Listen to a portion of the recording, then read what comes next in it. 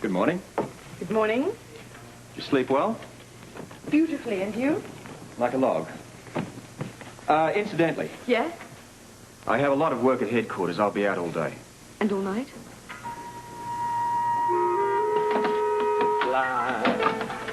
Well, the moon just went behind the hill. And oh, I'm so lonesome. I'm delighted. Whoops. Yeah, sorry about that. Well, I'm glad you're delighted. What are you delighted about? You? I was afraid your abortive foray up the mountain the other day might have discouraged you. Hardly that foray, as you say, was not abortive. Good. As a matter of fact, it was very important. All conditions as they were, I think I learned something very important up there. What? I learned with effort, a kid can do almost anything. I'm especially glad to hear that. And why especially? Because I think it's time for your next big challenge.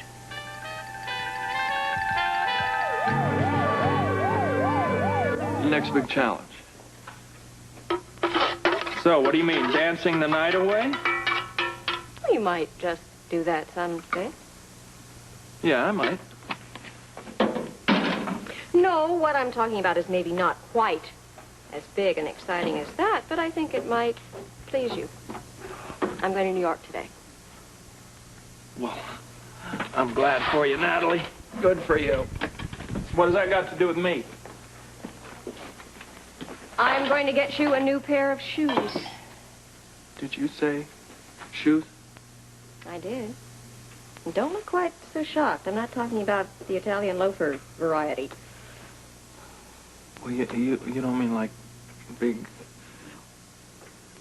I'm going to get you some orthopedic shoes that we made from the molds we took of your feet so you can walk properly again. Do you mean that? I do. And please? Please, you're an angel. I had an idea you might like that song. Like it. Like it. What does this mean? Progress. You mean I'm close to really walking like a relatively normal human being? Yes, you are.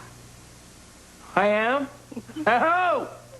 And then, oh, brother, and then. And then what? What do you think?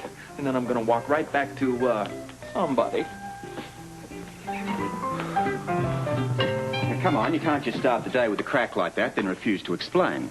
I don't make cracks, whatever that means. Well, whatever you said, call it a snide remark. I don't really care. I want to know what you meant. By what? What you said about my staying out at night. Oh, Robert, if you don't know, then just forget it. It wasn't important anyway. Polly, look, you can't just say something and then tell me to forget it. Right? Now, if you've got a complaint, let's hear it. Please, Robert, just ignore the whole thing, would you? What's the matter? Nothing. Nothing. Nothing. 1 minute you're making French toast, and now you're in pain. I'm not in pain. You sure? I'm sure. Would you just leave me alone? All right. Do you want me to finish breakfast? Frankly, I don't want any breakfast at all. Good. Neither do I. Okay, fine. Well, then why don't you just take off right now if you have such a busy day ahead of you? That's the most sensible suggestion you've made all morning.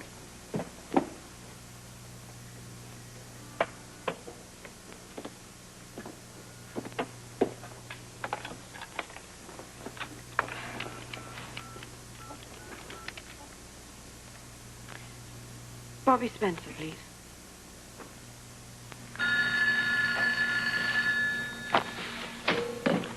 Eighth floor, Miss Spencer. May I help you? Bobby, it's Holly. Oh, good morning. Well, that's why I'm calling. It's not so good. I feel really awful. You don't sound very good. What's the trouble? Oh, everything. A headache, muscle aches. I think I'm running a temperature, you name it. Gee, well, there's a lot of flu going around. Do you think you've caught it? I've certainly caught something. I tried a couple of aspirin, but they didn't help. Sounds to me like you ought to see a doctor. Oh, I hate to bother a doctor if it's nothing serious, but I do feel lousy. Holly, the time to see a doctor is before you're a wreck, not after. Then at least you know what you're up against. Who should I see? Well, I'd say Alan Quartermain. He's here today in the clinic, but of course he does see private patients, too. I could come over, I suppose. Holly, I really think you should, and Alan will help. He's a terrific doctor.